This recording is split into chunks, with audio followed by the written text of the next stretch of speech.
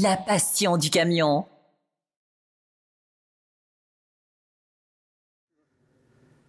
Bonjour à tous, nous voici de retour pour les coulisses d'une prise en main et ce mois-ci, eh bien, c'est un camion off-road. On va un peu sortir des sentiers battus. C'est ce FMX Volvo qui est derrière moi. Alors, toute dernière génération. Nous avons la chance de l'essayer un peu en exclusivité ici en France et je suis sur un terrain historique chargé d'histoire. C'est la Valbonne, ce fameux site d'essai de Berliet à l'époque qui avait été mis en service par Berliet, qui a ensuite servi à Renault et qui aujourd'hui appartient au groupe Volvo, c'est-à-dire on vient y tester tout type de véhicules et on va pouvoir essayer ce FMX dans des terrains assez sympas. Vous allez voir, suivez-moi, on y va.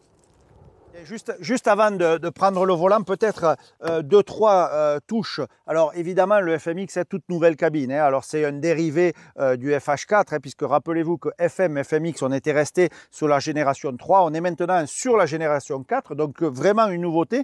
Et parmi les signatures visuelles, on a toujours ces phares. Alors ici, on n'est pas en LED, on a l'halogène, on n'est pas comme sur le FM ou FH avec juste un liseré. On a un bloc optique qui est un peu plus gros, mais on a cette signature FMX avec des protections, un pare-choc en acier, évidemment ici des essieux droits, donc on est beaucoup plus haut, les marchepieds qui résistent au choc, évidemment parce qu'on est en TP, mais un camion qui au premier coup d'œil exprime quand même une certaine solidité, une certaine robustesse. On voit qu'on est fait pour du travail difficile. Alors je suis au volant, alors on l'a dit, l'ADN de ce camion, eh bien c'est pas le bitume, c'est plutôt le off-road. Alors ça va bouger un petit peu sur le visuel, mais en tout cas au niveau confort, on est plutôt pas mal parce que je répète, on a une suspension pneumatique sur les essieux arrière et c'est même peut-être trop confortable, je dirais, parce qu'on va avoir tendance à passer un peu trop vite dans des endroits difficiles et le camion, lui, il encaisse les chocs quand même, donc à faire attention. Mais vous allez voir par contre sur les images extérieures, on a quand même une capacité de franchissement exceptionnelle. Alors, petit détail sur ce camion, puisqu'on a un essieu releveur à l'arrière, ça c'est une exclusivité Volvo, du fait d'être chargé, il est automatiquement en bas, et donc l'interpont est constamment enclenché, c'est-à-dire qu'on est en 8/4 permanent, et si on passe des zones de franchissement, eh bien là, on va venir bloquer les ponts pour passer partout. Alors là, vous voyez, je suis sur une montée, ça secoue pas mal, mais je suis toujours qu'avec l'interpont. Je n'ai pas encore bloqué mes ponts, et je peux vous dire que vu de l'extérieur, ça grimpe, ça glisse un peu. On est chargé à 32 tonnes, ce qui est le poids réglementaire pour un 8/4, mais ça passe relativement bien. Alors, autre avantage de ce FMX, de ce nouveau FMX, c'est la vision panoramique et surtout ces portes, ces vitres qui sont très basses, donc on a vraiment une vision et à l'aide des rétroviseurs, que ce soit l'antéviseur ou bien le rétroviseur d'accotement, eh bien on peut vraiment voir où on met les roues et en off-road, c'est plutôt un avantage. Allez, je démarre une cote de 0, juste en bas de la cote 25%, je me suis mis en manuel, j'ai bloqué mon pont, j'ai choisi le mode off-road et je laisse faire doucement, regardez, je dose avec mon accélérateur, je suis entre 5 et 7 km/h et le camion va monter tranquillement, tout en douceur, il va gravir cette quand même pente à 25% sur sol meuble, on n'est pas sur du bitume, et il trouve l'adhérence et il monte bien en toute simplicité.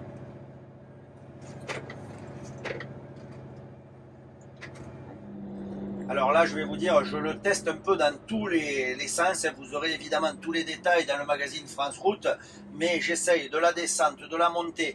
Un coup, je mets le blocage en automatique et on voit vraiment qu'il reprend. Là, je suis, vous verrez les images à l'extérieur, je suis en dévers, en descente et franchement, le camion se retient tout seul. J'ai mis le VEB+, pour l'aider dans la descente. Voilà, je le relâche juste là, je laisse glisser. Et là, je vais attaquer une pente à 25% et je vais me mettre en quatrième avec justement ce blocage auto. Je prends de la vitesse et je viens m'élancer pour monter cette côte.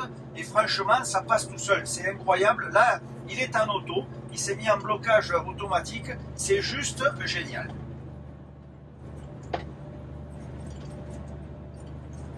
Alors là, je peux vous dire que je suis dans des passages plutôt délicats, des croisements de ponts, des montées, des angles d'attaque incroyables. Vous allez voir les images de l'extérieur. Je pense qu'elles sont assez impressionnantes.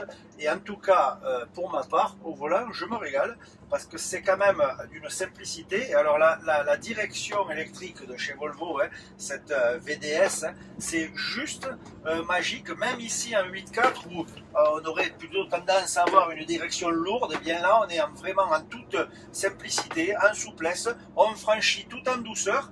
On n'a même pas l'impression d'être chargé et de pouvoir passer des marches comme ça, des croisements de ponts comme ça. Franchement, ce FMX, il a vraiment un ADN de baroudeur.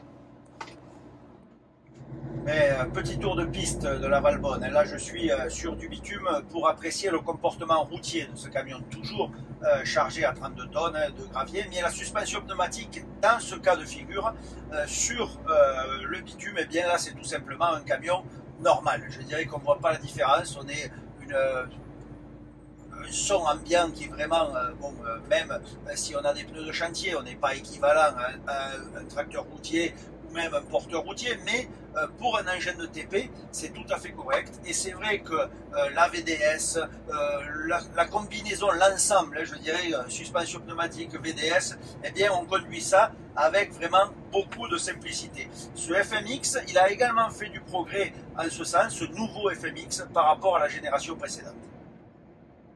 Petite parenthèse, tant que nous sommes au volant, le FMX et ce concept de camion de TP est quand même à l'opposé de ce qui se fait chez le cousin Renault. Si la chaîne cinématique est la même, moteur, boîte, pont, on retrouve les mêmes organes, côté cabine, là, on est aux antipodes. Le K ou le C sont des véhicules qui sont très hauts, avec un passage, pas une absence de tunnel moteur, mais en tout cas un tunnel moteur très réduit. On est beaucoup plus haut perché. Ici, sur le FMX, on est bien plus bas. En revanche, quasi impossible de passer de droite à gauche puisque le tunnel moteur est bien plus volumineux. Alors avantage et inconvénient, à vous de voir. Moi perso, pour l'évolution en TP et en zone difficile, je vais préférer la cabine basse. Par contre, pour la vie à bord, là il n'y a pas photo.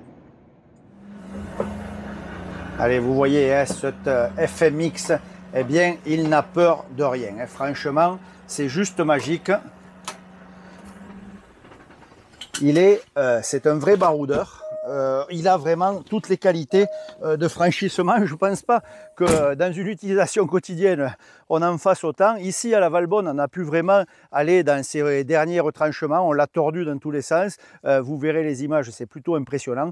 Mais franchement, vraiment un ADN de baroudeur. Ce FMX en version 8.4 et suspension pneumatique, eh bien, il n'a pas froid aux yeux. Vous aurez évidemment tous les détails dans le magazine, les fiches techniques, les explications. Le pont débrayable, ça, c'est une exclusivité Volvo. On vous donnera bien évidemment tout ça dans le prochain France Route. Allez, à très vite. France Route. La passion du camion.